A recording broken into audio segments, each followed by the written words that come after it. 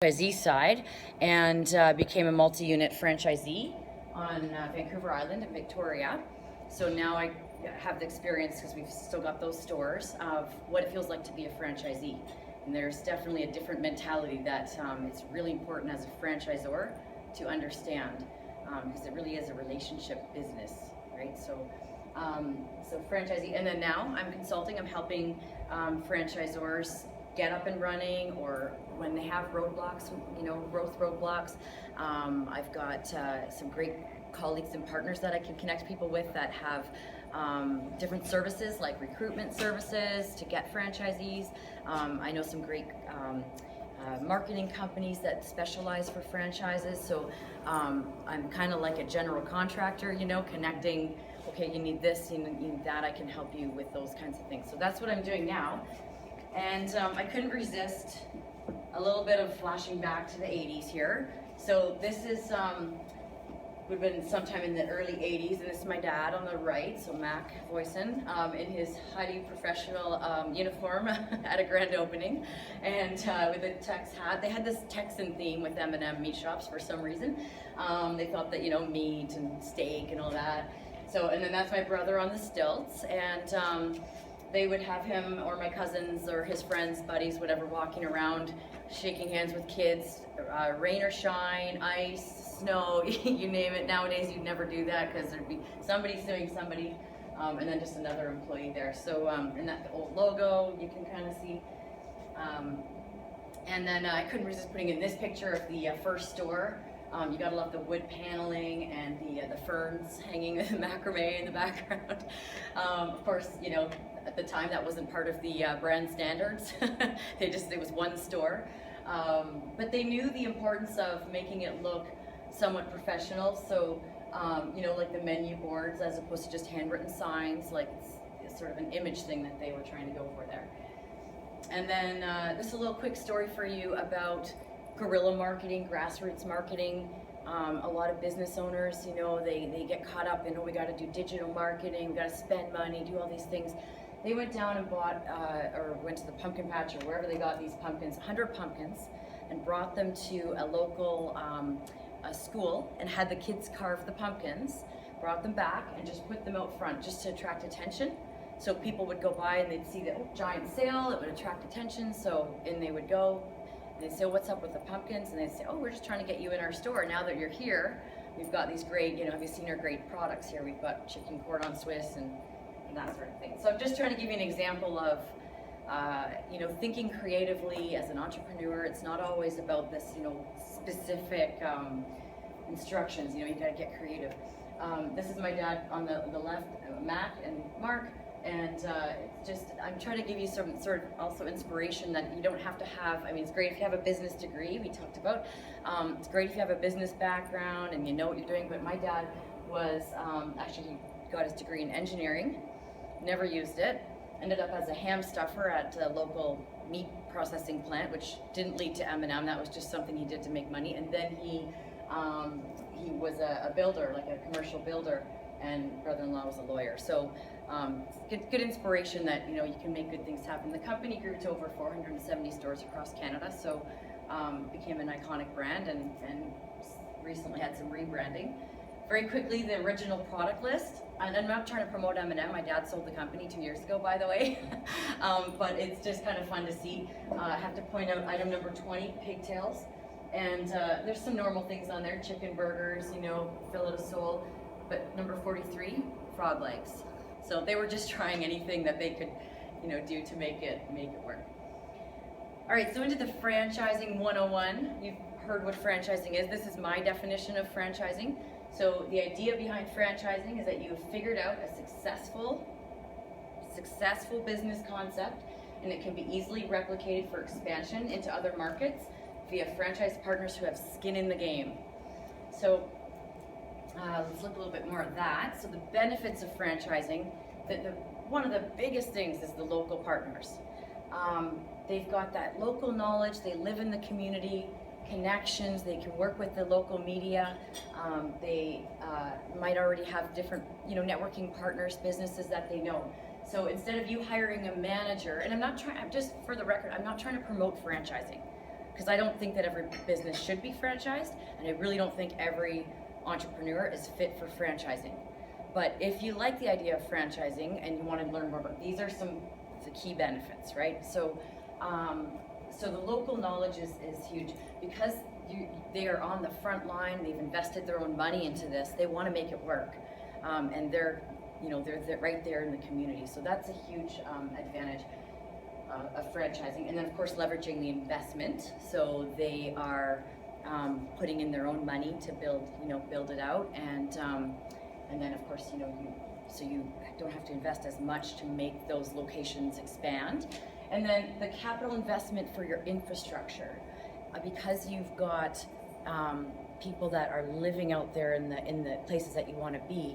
You don't need to hire and pay different people to be out in the field quite as much. So the overall capital investment for infrastructure is less. Like, you'll still have a head office eventually, but that all can happen a little bit slower, as opposed to having to pay all these people right away. All right, so this is one of the key things in this presentation. That's one of the really important points, because Peter was saying you can franchise anything. As long as you can replicate it, you can franchise it. Doesn't mean you should, though. You should only do the franchising if you can check mark off these 5 things. So the unit economics, have you heard that term? Have you heard that terminology, unit economics? Okay, in franchising, it's like one of the top key disclosure document, unit economics. Those are some key things that you'll hear. What that means is that you've got to figure out your unit economics, but you need to know, your revenue, your projected revenue minus your expenses is going to equal a profit. I know that sounds really basic, but within that, what are your expenses and what percentage, for example, are they? So, for example, with just using M&M Meat Shops as an example, we know that our labor costs need to be around 7% of our sales, or lower if you can do it that way. But if they go higher, we're not following our business model that's been figured out. So if you go higher, then yeah, there's going to be less on the bottom line. So the unit economics is all that stuff that you figured out. So it's labor, rent, especially for some of the bricks and mortar businesses. Rent should never be more than this percentage, or the business won't work. I'll share a little story about M&M Meat Shops. We always said that we don't compete on price. We always competed on having good service, quality products, and these other things. So at one point, though, when the recession hit in 2008, people went into a little bit of panic mode, the executives and the team. So all of a sudden we started really competing on price. And as a franchisee, going back to that franchisee mentality and what it feels like, so now they're putting things on our front page of our flyer that are like loss leaders, like $8 off. Loss leaders meaning, we're not even breaking even now when we sell that product, hoping that we can sell the other products to offset that. Now we have to try to do that, but we've trained our customers at that point to look for deals, and that's not our customer. So our margins at the time, our secret number before the recession hit, we needed our gross margin to be at 28.5% in order to make money, and our margins went down to like 23%. So as a franchisee, how do you pay your rent? How do you pay your staff? No money for the franchise, not happy, right? So that's been fixed and better now. We're good. We're back on the right track. But just an example, as you need to know your unit economics. What do your gross margins need to be? What are those numbers? Another terminology for that is key performance indicators. Your KPIs. So this is what I mean about knowing criteria here. What makes your business? What makes your restaurant? Is it like a certain average? I don't know what you call it in the restaurant industry, but like average meal price or something. That food cost, like average ticket, or like we call it average sale per customer. We know our average. We're always trying to get about a $30 average sale per customer. So when we get like a senior come in and buy one chicken pot pie, we're like, oh, that's really not going to help our average sale today. But we still want them to shop there. But knowing those key numbers that make your business successful is hugely critical. And not only the profitability, that there is a profit, but how much and when. Because as a franchisee, you'll never be able to sell your business if the profitability comes in 5 years and there's only $30,000 of it. So interesting one about the service industries, like the mobile, is that often you end up, because there's low overhead, you know, it's different than when you have to buy or lease a space, you know, put the money into the construction. With the service industry, often you end up with franchisees who think, well, I can do this part-time, this is great. It sounds like a sales feature. But then the problem is they're often not as invested, so they don't put the time and energy into it, and they're kind of like mediocre franchisees. So bringing that up because they might think, okay, like if I can make $30,000 working part-time, I'm a mom, I've got kids, you know, I just want to not be low. I like this low investment idea, you know, that's great. But if, you know, if they're expecting to work less and then not make, you know, you're not maximizing that market too. You might actually lose out on a lot of potential for growth in that market too if you get that. So watch out for that. I'm just saying, like with the mobile service industry. So in this situation, I am going to ask if there's any questions about that, because this is really critical about unit economics. Is it clear? How do you determine that? Like, just basically from experience and research? Franchise consultants. Okay. Not just trying to sell mine. Any franchise consultants can help you. We've been working with a client. We sat down. I said, okay, let's look at your current. He's a mobile type business. Currently, what are you spending on your marketing? What are you spending on this? What is working? You know, let's put all those numbers now into a spreadsheet, and we'll figure out what those percentages are. So in order for your business to be successful, we know that you need to spend, okay, if it's $2,000 a month on digital marketing, let's put that number in, you know, as an annual thing. So it's this, you know, this is the number here. What percentage is out of your sales? Okay, so we know now that, you know, your digital marketing cost needs to be 3% of your sales. So the franchisee is going to need to spend that. So you work from there. It's almost like a reverse engineering.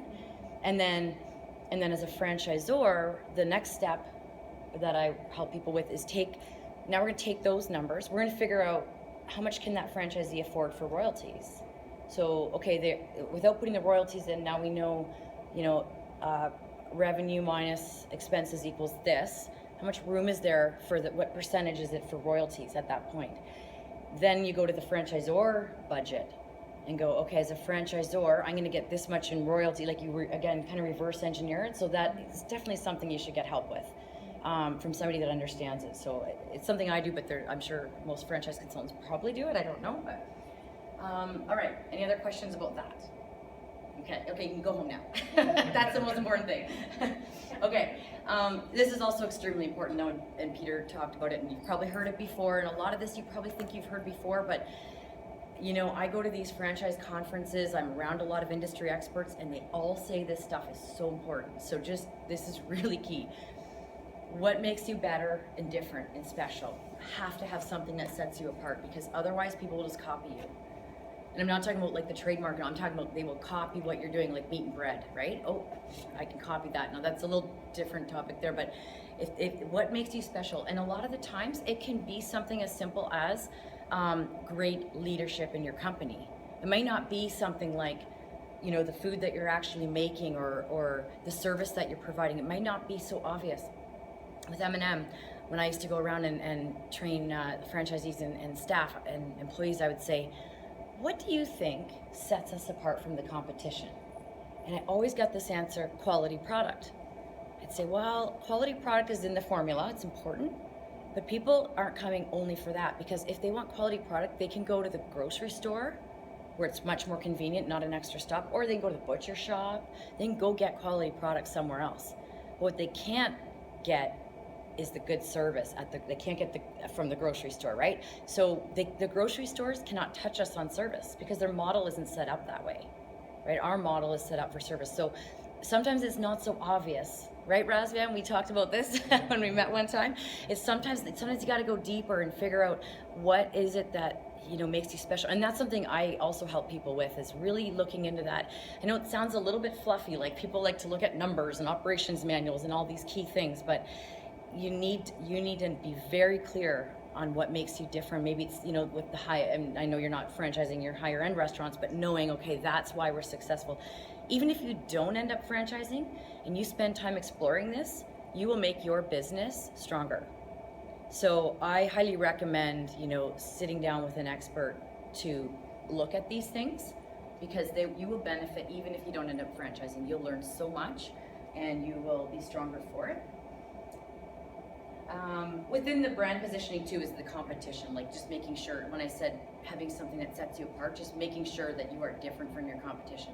You're lucky if you're first to market, but you still need that thing that's different because they can copy you, right? And then the ability to replicate, you know, Peter talked about this, I think it's pretty straightforward, but if you are running Nona's Pizza and you take Nona, the grandma, out of the business, does the business still work, right? Like, can you replicate, can you get Nonas in other places, right? But no Nona, no business, right? So if you can't replicate it because it's because of a person or it's because of a really great location, like say Kitsilano, you know, you think, oh, I love that, you know, this is a great concept, and then you go to start growing, and you go into, you know, Abbotsford, and it's a different type of place and doesn't work there, right? So you have to be able to replicate. So that, again, that's yeah. It's a little tougher for like service companies, right? When I go by, for example, my service, right? I mean, I got lots of clients, so it's kind of like a little bit difficult to say like what's your opinion to replicate it. I mean, I can understand the special pizza just one person. Mm-hmm. So, Well, I would say, I would argue that you have figured out, and so it's seniors home care, you have figured out some systems that work, right? It might be basic stuff, but you have figured it out, right? So you know that this is how we do the call, respond to phone calls. This is how, when they approach a client in a home, this is how we do it.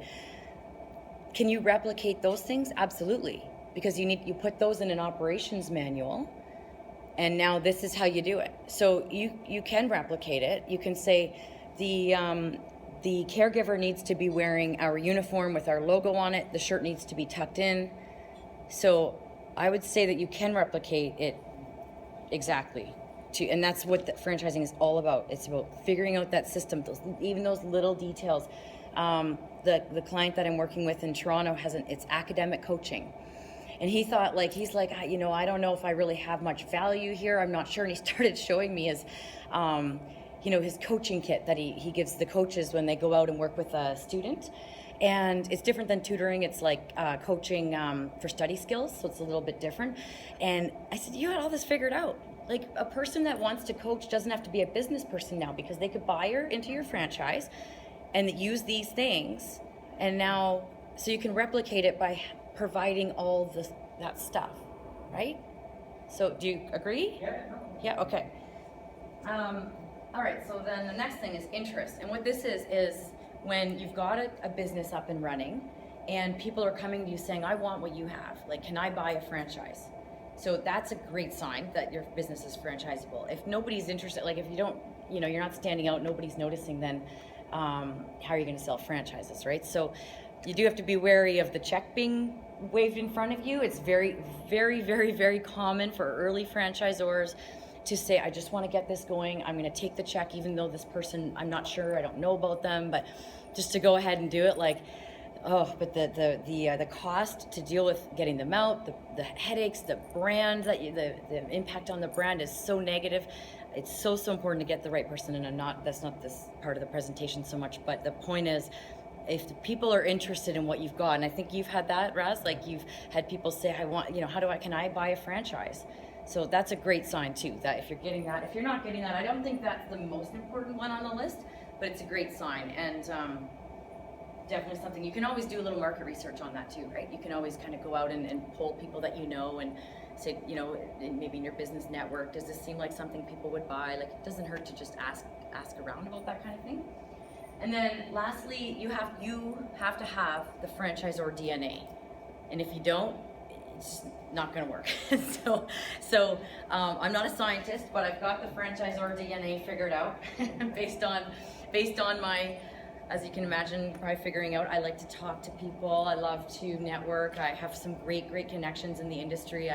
I'm fortunate with my background. I can get a foot in the door pretty easily. I love polling the experts. I go to conferences. So this is a compilation. These are my the criteria that you need based on all the things I've heard. So you need to have a great idea that's making money. So it doesn't have to be, you don't have to be the only one doing it, like the senior home care, there's other ones out there. But it's a great idea and it's making money. It's of course great if you can come up with something really unique and different that nobody else is doing. But if it's a great idea, it makes sense and you're making money, that's a good first step. Now I'm gonna get all nervous because my buddy Mike just walked in the door, but I'll maybe introduce him after if he's good, if he sits quietly.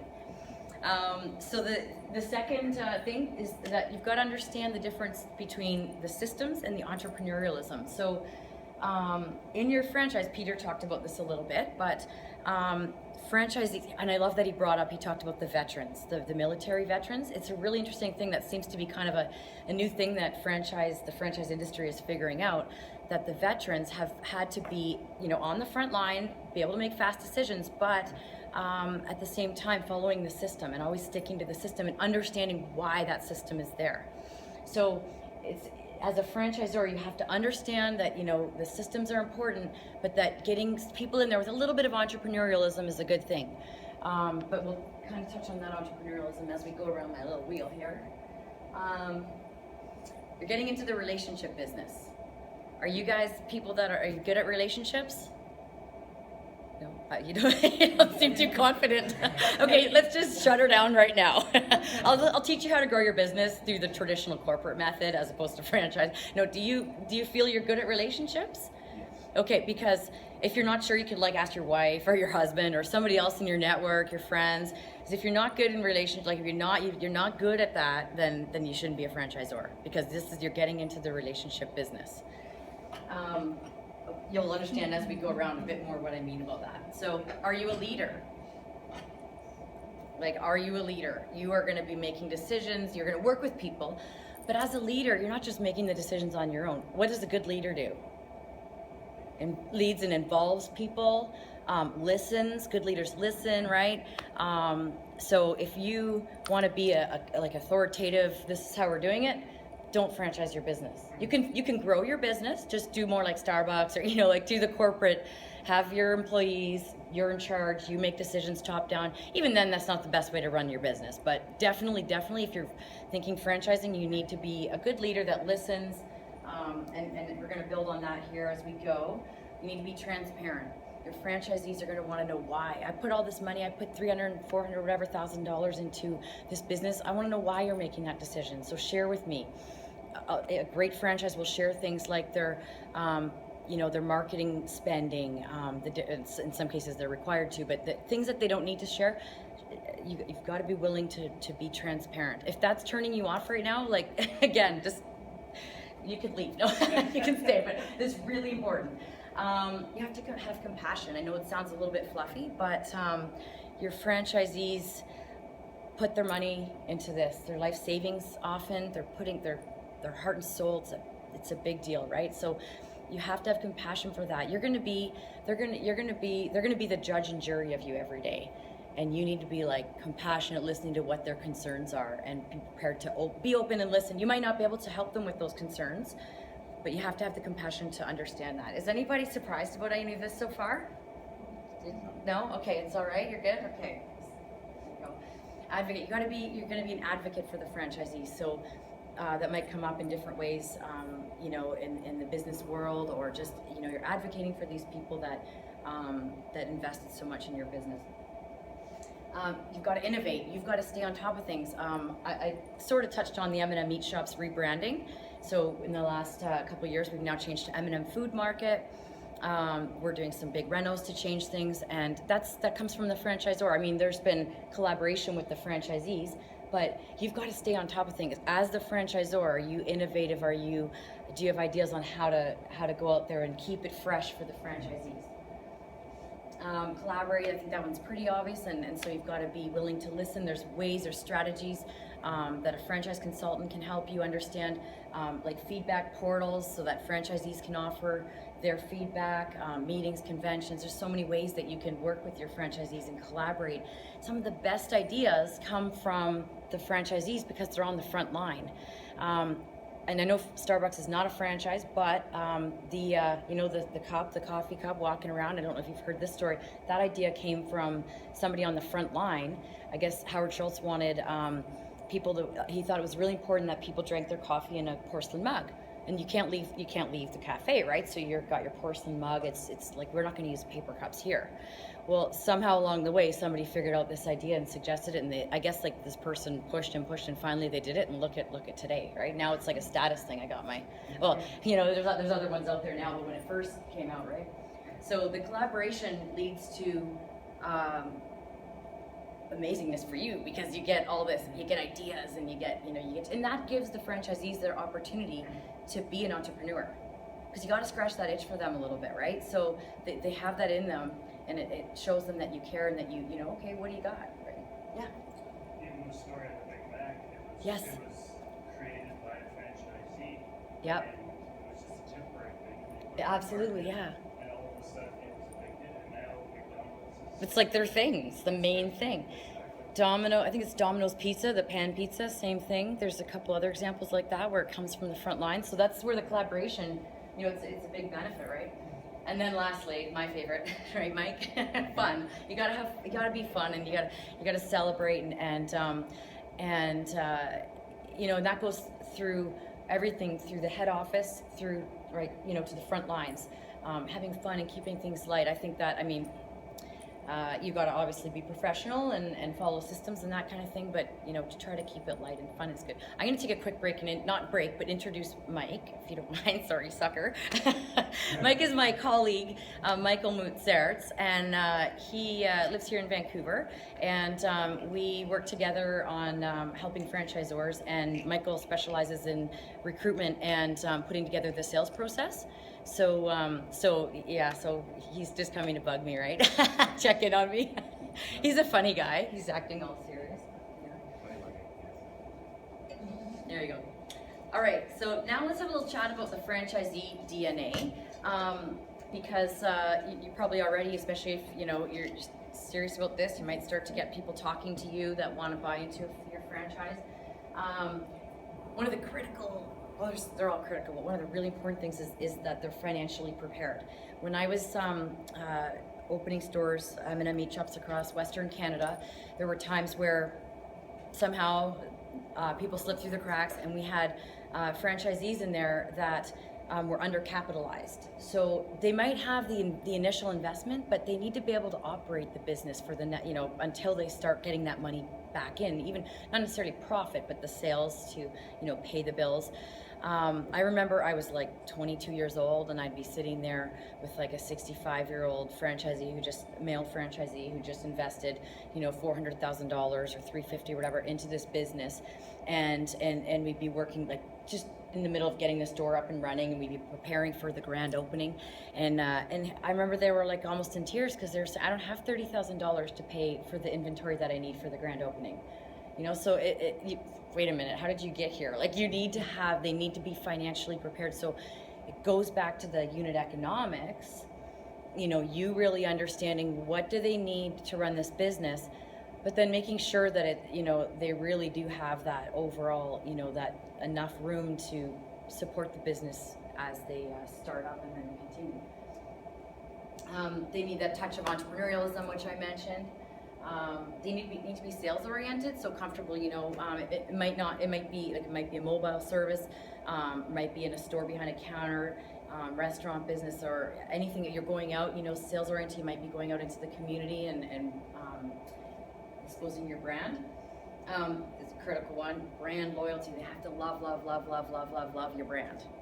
If they don't love your brand, it's not going to work. And so people, when they go looking for, it makes me nervous when I hear about, people are looking for a franchise to buy into, and, they're looking really at, okay, what are the numbers?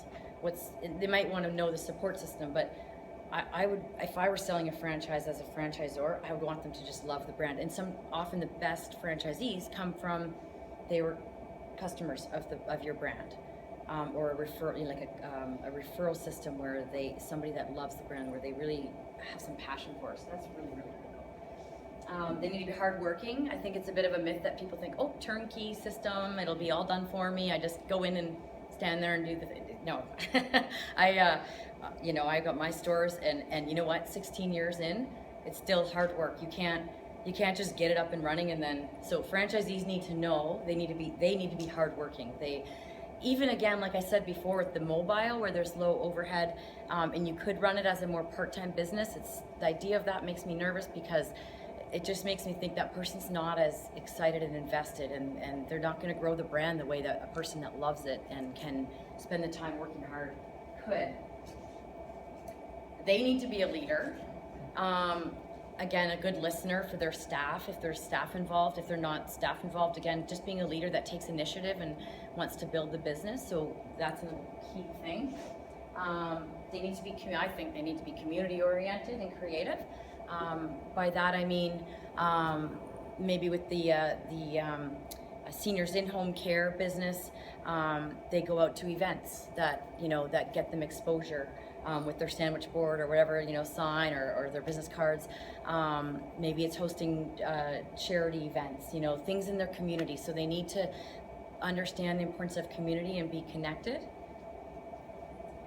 They need to be patient, because if they do have a great idea, it's going to take a while to get through the system. Maybe not in the early days, first maybe 5 or 10 territories that are sold might be a little different, but in general, their ideas take a little while to get through, and people need to agree on things. And they need to be systems oriented, but we talked already about that. So let's take a little quick look at the metrics for a franchisee. They have the upfront investment, right? So that includes the franchise fee, so what you're charging them to use the rights to your brand. They might have a build out if it's a bricks and mortar business, restaurants and that sort of thing. Equipment, so examples, computer technology, if it's a salon, maybe some chairs, freezer, a vehicle, maybe it's a vehicle. And then they're also getting from that expertise. So maybe it's the training manuals, the business plan, and the overall system.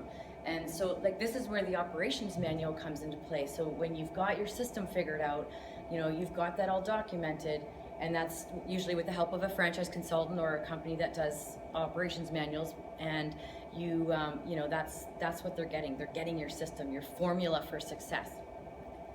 And then we talked about the unit economics. So but for a franchisee, business model, knowing your business model and making sure then that they follow it is key.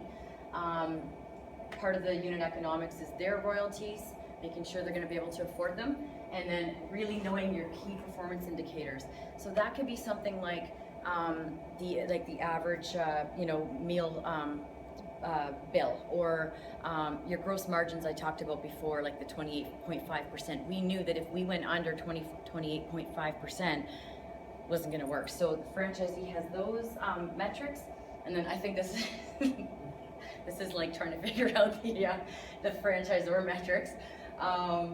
So the franchisor, as a franchisor, it's very common for people to think, okay, I'm going to leverage the franchisee investment, so I don't need as much money to franchise to convert this business to franchising. But there are some costs involved. I think the obvious one that Peter was here, the legal costs are there. That's a big one. It could be $5,000 to $20,000 is a big range depending on the provinces. But generally, you're going to eventually need a disclosure document, so you're going to have big costs there. So there's that, and then just infrastructure. So sorry, I sort of jumped ahead there, but the the capital investment, you can't count on selling franchises. The worst thing that you can do, right, Mike, is count on selling a franchise to get more money. You need to be figuring out your operations so that you aren't doing that. The franchise fee covers the attracting and qualifying the franchisees and initial costs. So think of your franchise fee as covering those initial things, not your ongoing. Your royalties are going to cover the ongoing expenses. So, like your training and support, marketing the brand overall, your corporate head office people, the conventions, and staying innovative. A little bit about growth strategy. There's lots of ways to grow the business, but one of the really important things to know with franchising is that it's ideal if you keep it if you grow it, you'll get more out of it if you grow concentrically, so like outwards. A lot of people think, well, I really like Hawaii, so I've got like my Vancouver location. I've got one in Abbotsford, one in Kamloops, and one in Hawaii, because I like to go to Hawaii. but the problem is you're gonna have to spend the money to go there. You can't control the brand, and nobody there knows your brand, right? So the ideal situation is to grow outwards. When M&M Meat Shops came to the island, we didn't think anybody really quite there knew who we were, but I guess we got the benefit of people that retire there. People were waiting at the door because it had grown across the country. It went outwards, right? So people were like, it was crazy. Like we had lineups for like quite a while and projections were, we blew through our projections because people were ready. So that's what can happen, right, when you grow that concentrically. So be careful about that. Oh, I like Australia. I want to have a place there.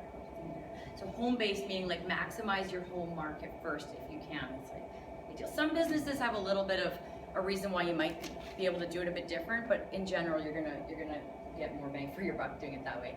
And then being more organic about it and natural, not rushing, like making sure that your systems are good as you go, taking the time, let it happen a little bit more organically. I'm not saying just sit around and wait, but just be careful that you're not just that check that we talked about being waved in front of you is always so tempting, but does it fit, your plan? Does this fit your plan? And then you got to make it awesome, right? So what I mean by this is that if you have a great brand and your franchisees are happy because you've got that franchisor DNA working for you, you've brought the right people in, then the franchise will sell itself. So if it's an awesome brand, you won't even have to do much work, right? So you've got a proven system, you've got good brand identity, support systems are good. That's, people always want, how do I grow my business? And I think, well, it's not like there's a secret formula. Just do the right thing. Follow these guidelines that the industry experts are telling you, and people will want your business because it looks so good. And as far as methods go, just quickly touching on this, there's a lot of different strategies. There's things like the trade shows. There's recruitment people. There's different directories you can go on. I'm going to leave it that's something a franchise consultant can help you with, because they know different businesses that work well in certain ways of selling, and connecting with a franchise consultant. Often you end up with a specialist that specializes in recruitment. All right, Peter talked about the legal documents, and so we talked about. He said that the disclosure document covers basically the history of the business and who's in the business now, what franchisees are there, which ones have left, why, if there's any lawsuits going on or anything like that. But the thing that I wanted to point out with both the franchise disclosure document and the franchise agreement, from a consulting perspective, I'm thinking about strategy, it's extremely important that your prospective franchisees understand these documents. So if your lawyers have their lingo, if you're not fully clear, maybe it's a franchise consultant that can help you, or maybe you can tell your franchise lawyer, can you clarify this a bit better? Make sure that you fully understand them and that your prospective franchisees fully understand them, because you will save yourself a lot of heartache, time, money, and all that if you do that.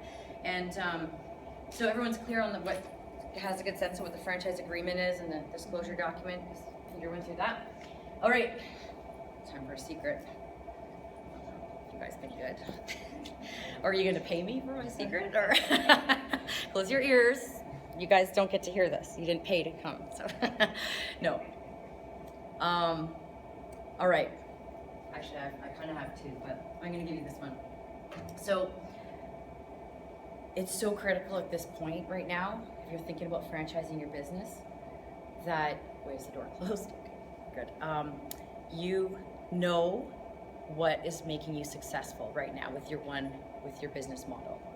I'm not talking about it might be the key performance indicators and that kind of thing, but I mean, what is it that's making you successful right now? And if you can't answer that, then you probably shouldn't franchise your business, because you need to know that so you can make sure that that keeps happening, keeps going, right? So it might be that you're making sure the franchisees are doing that. It's got to be in your operations manual. It's so important. I know you're all looking at me like, hey, that was really not a very exciting secret, but it is, you know, it's so funny. Like I said, going to these conferences and conventions and talking to different industry people, franchisors that have done well, I keep hearing the same thing, and this is what I'm hearing. So it's really knowing what makes you successful so that you can replicate that and keep going with that. So it might be, you know, that thing I said before about it's the customer service. Maybe it's not the quality product.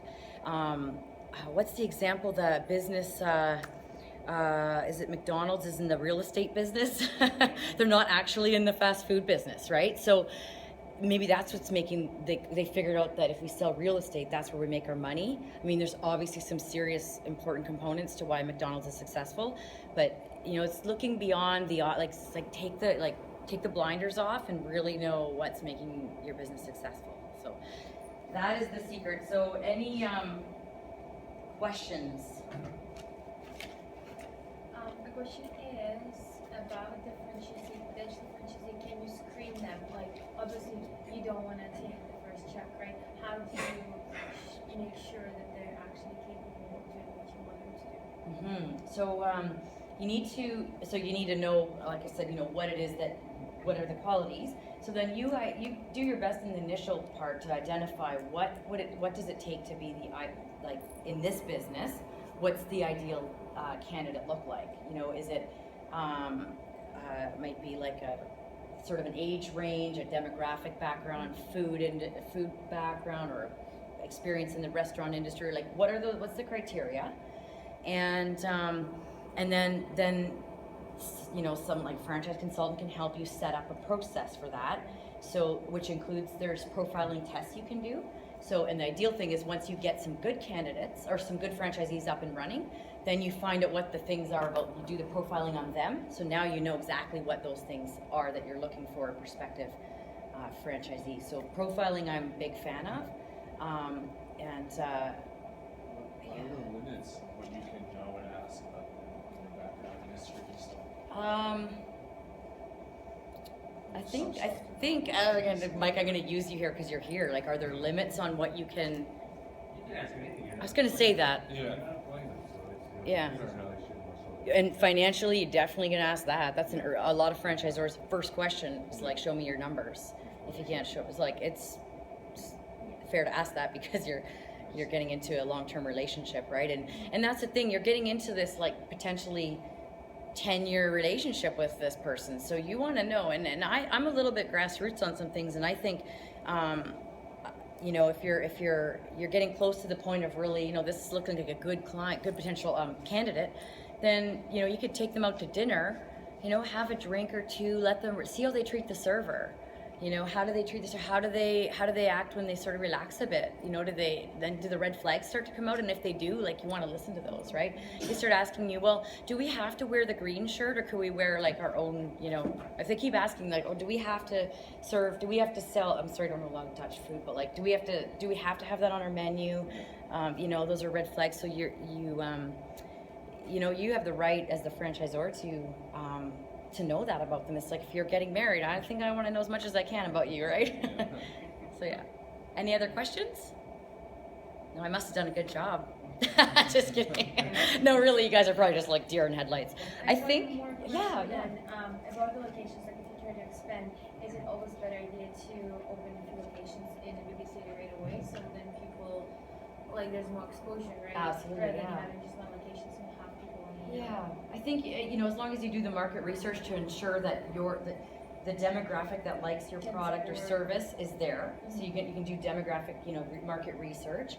Make sure there's room for it in the market. But I think absolutely, like, if you can, again, it's that how it works, right? Like, and it might, you also have to find out, like, you're in Kamloops. So how does it work in a bigger city, right? So like I think the slower growth is a lot safer, right? I think, yeah, Gary. If I could just add to your secret. Oh, okay. Yeah. I read something a couple of years ago, and it always stuck with me every time I franchise something. And basically, it says that people don't franchise businesses. a franchise system. Mm-hmm. It's the systems that run the business. Yeah, that's so true. Yeah. So, So knowing your system is the key. Like it really, really is in a franchise, right? Because you're gonna take this. It's a formula that you figured out, and why reinvent that if it's figured out, right? So figure it out, get it written out, documented, operations manual, and then but half the battle is knowing it, knowing what those things are, right? So yeah, all right. I think, is it lunch or are you going to your restaurant, to Tinder or? That's great. It's great. Okay, so. It's difficult to get seats lunchtime. Oh, I'm sure. You didn't save some for us? All right, well, thank you, everybody. Yeah, it's fun. Lots of I wish you all the best with all the, the growth. And if you want to chat, I got my card there, and we can always do an exploratory conversation. And I know other franchise consultants out there if you're looking for a certain personality type or something, so I can connect you. So yeah. Thank you. am I introducing somebody here? No, break time. Okay, so let's do a quick break. I did pretty good with the time. Yeah. So you're here. Well, yeah, we can link. Yeah, no, you were at the booth, but from your picture, I was like, no, that's not like one of your guys. Fuzzy all along. Yeah, your picture. We all look different in our I know. pictures, right? So makeup and everything else. Yeah, right. Especially for guys. 2 minutes to spare, that's pretty I know, actually, I